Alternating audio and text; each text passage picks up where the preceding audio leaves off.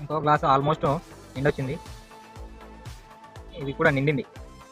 ఇక్కడ కంప్రెసర్లో కూడా ఆయిల్ ఇంకా ఉన్నట్టుంది, ఇంకో చూద్దాం ఇంకో గ్లాస్ ఉందేమో. మన దగ్గర చిన్న బాటిల్ ఏదైనా ఉంటే బాగుండు, ఏది లేదు కాబట్టి ఈ గ్లాస్ అనేది సరిపుచ్చుకుందాం.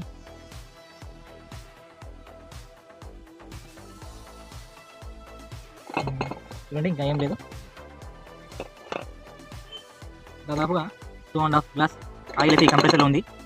చూడండి పూర్తి వంపుతున్నాడు.